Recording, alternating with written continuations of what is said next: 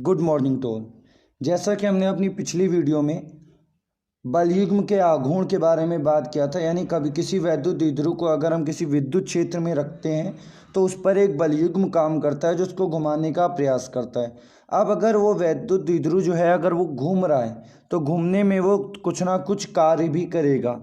तो आज हमारा मेन टॉपिक यही है कि वैद्युत द्विध्रुव जब घूमता है तो कितना कार्य करता है, और साथ में हम निकालेंगे उसकी स्थितिज ऊर्जा। जैसा कि आपको फर्स्ट ईयर में कई बार बताया गया है कि जब भी हम बात करते हैं स्थितिज ऊर्जा की तो कभी हम फॉर्मूले में स्थिर ऊर्जा निकालने का प्रयास नहीं करते। हम चलते हैं कार्य की ओर और अंत में हम कह देते हैं कि किया गया कार्य ही स्थितिज ऊर्जा के रूप में संचित रहता है। तो वही आज हम करेंगे।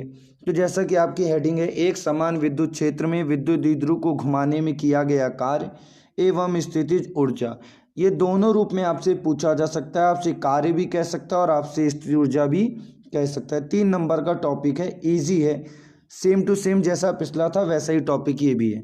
तो सबसे पहले देख लेते हैं इसकी थ्योरी।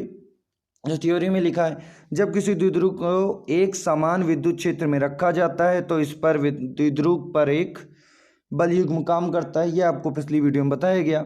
या बलयुग्म द्विध्रुव को विद्युत क्षेत्र की दिशा में लाने का प्रयास करता है। ये भी बताया गया था कि एक पर बल लगेगा दूसरी डायरेक्शन में, दूसरे पे बल लगेगा दूसरी डायरेक्शन में, अब वो उसको घुमाने का प्रयास करेगा और अंततः द्विध्रुव क्या हो जाएगा, क्षेत्र की दिशा के संरेखित हो जाएगा और साम्य अवस्था को प्राप्त कर लेगा। इतना हमने लिखा।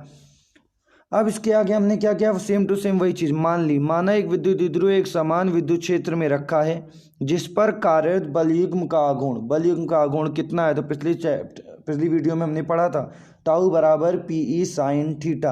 अब यहाँ पर याद रखिएगा, हम लोग जब भी कार्य निकालते हैं तो हम लोगों ने एक फॉर्मूला पढ़ रखा है कि W बराबर F/S, यानी कार्य बराबर बल गुणे विस्थापन। हमने ये हमेशा पढ़ रखा है, पर यहाँ पर ध्यान रखिएगा ये फॉर्मूला तब काम करता है जब वस्तु सीधी रेखा में गति करे। पर यहाँ पर वस्तु सीधी रेखा में गति नहीं करे, वस्तु क्या करे, घूम रही है। अगर वस्तु घूमती है तो घूर्णन बल वाला आपको बताया गया था फॉर्मूला, अगर आपको याद हो। उसमें हम क्या करते थे, हम जब भी निकालते थे कार्य तो हम लिखते थे W बराबर घुमाने में जो बल लग रहा है जिसको हम कहते थे टाउ, बलयुग्म का आघूर्ण लेते थे बल की जगह, और एंगल यानी जो DS लेते थे विस्थापन, उसकी जगह पर लेते हैं D थीटा, कोणीय विस्थापन। आपको ये पहले पढ़ाया जा चुका है, फर्स्ट ईयर में हमने 1-2 डेरिवेशन में इसका यूज़ किया है। वही काम आज हम करेंगे। वस्तु को हम सीधी रेखा में ना चलाकर उसको घुमा रहे हैं, इसीलिए बल की जगह पर बलयुग्म का आघूर्ण आ जाएगा, यानी बल आघूर्ण आ जाएगा, और आपका विस्थापन की जगह पर कोणीय विस्थापन यानी चेंज इन एंगल आ जाएगा। तो चलिए देखते हैं आगे। अब सेम टू सेम जो फिगर आपने पिछली वीडियो में बनाया था वही आपको इस टॉपिक में बनाना है। सेम टू सेम यही फिगर है, यही आपको ड्रॉ कर लेना है। तो इस फिगर में उतना कुछ खास है नहीं, चलते हैं आगे थ्योरी को देखते हैं। अब यहाँ से आपका डेरिवेशन शुरू। तो द्विध्रुव को कोण थीटा, अब यहाँ पर एक चीज़ रह गई है, टाइपिंग मिस्टेक हो गई है, आप टाइप कर लीजिएगा।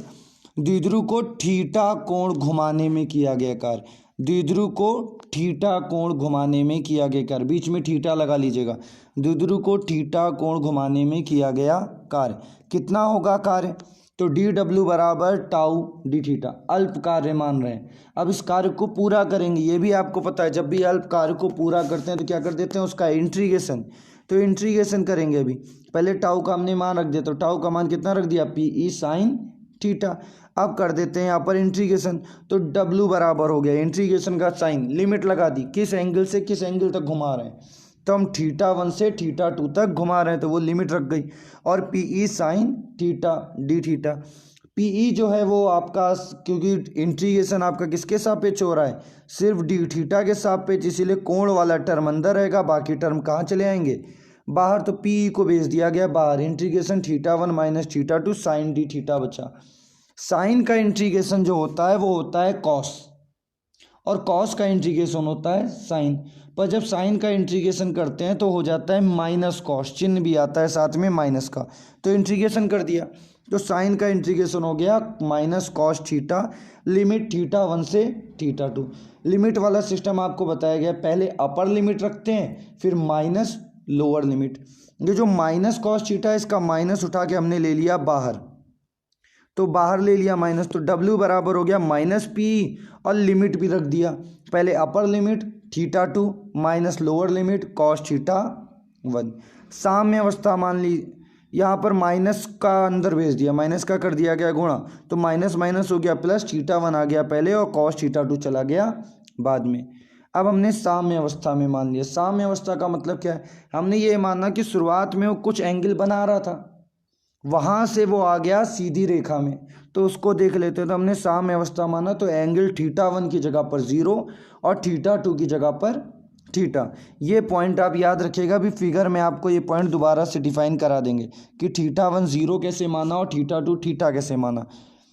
अब इसके बाद जब इसकी वैल्यू रख दी गई तो हो गया आपका W बराबर PE cos θ cos 0 minus cos θ। cos 0 का मान आपको पता होगा कितना होता है 1, तो W बराबर हो गया PE 1 माइनस cos θ। बस इतना छोटा सा डेरिवेशन है जो आपके एग्ज़ाम में 3 नंबर में ही पूछा जाता है।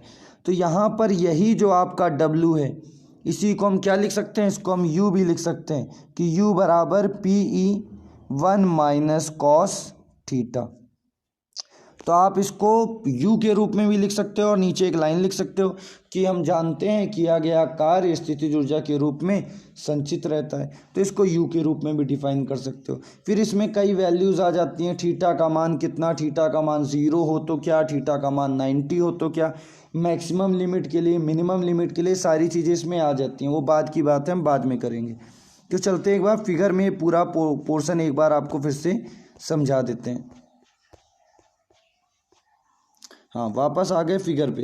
जैसा कि फिगर में आपको दिखाया गया है, यहाँ पर बल किधर लग रहा है, इस दिशा में, यहाँ पर बल किधर लग रहा है, इस दिशा में। ये इसको यूं घुमाने का प्रयास करेगा, ये इस तरह घूमेगा, ये साइड इधर ऊपर जाएगा और ये साइड इधर नीचे जाएगा, और घूम के कैसा हो जाएगा, एकदम सीधा हो जाएगा कुछ समय बाद।